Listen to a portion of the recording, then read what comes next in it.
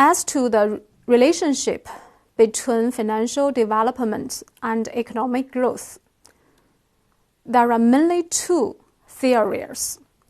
One is financial repression theory, put forward by McKinnon in 1973, which supposes that financial development and economic growth can form a vicious circle.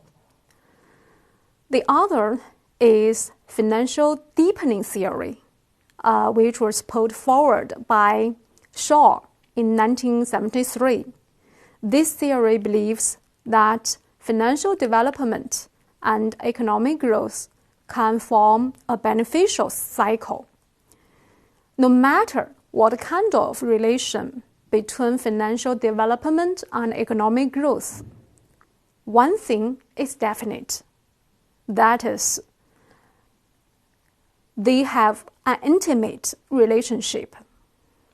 In China, the financial system is imbalanced in the sense that it is dominated by the banking sector, which to a large degree means the Big Six, with the bond and stock markets still relatively underdeveloped.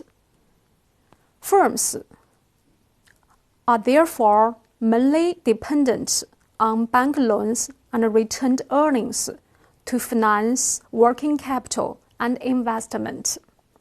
At the same time, economic growth is also imbalanced in the sense that it is driven largely by investment and exports,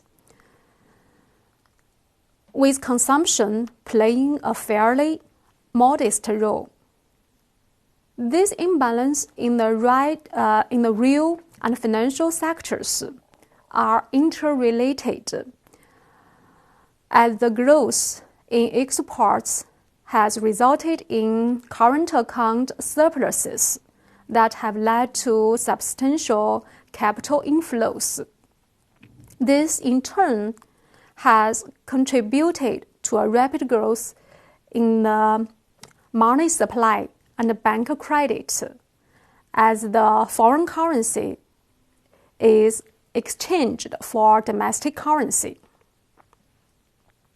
The growth has been limited to some extent by sterilization actions, in which the PBOC has sold relatively low-yielding bonds of its own to the banks. To lessen the need for those actions, China could allow its currency to appreciate to reduce exports. A side benefit of doing so would be the need to sell fewer bonds to banks, which would improve their net interest margins, because the interest rate on the PBOC's bonds is significantly lower than the rate on loans. However, such an appreciation could seriously weaken exporting firms and thereby lead to unemployment and more non-performing loans for banks that had left to these firms. A still bigger and related problem is the build-up in investment, that is, the number one driver in growth.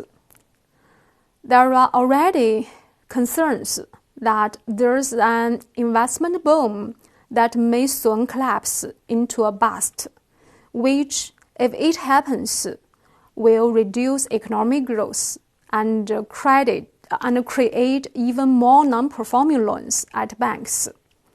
Therefore, there has been a build-up in domestic and extended imbalance that results from the still artificially low cost of capital, favored by a lack of competition for funds among the dominant state-owned commercial banks. Undoubtedly, the rapid development of financial industry has motivated economic growth at a record high. However, the cumulated financial system risks are putting obstacles to economic restructuring and further growth.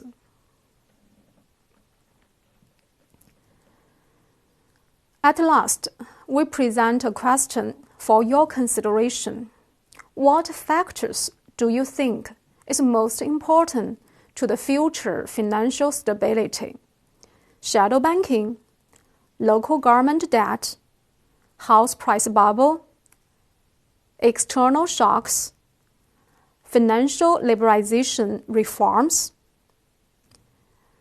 You can think about it. And that's for all this section.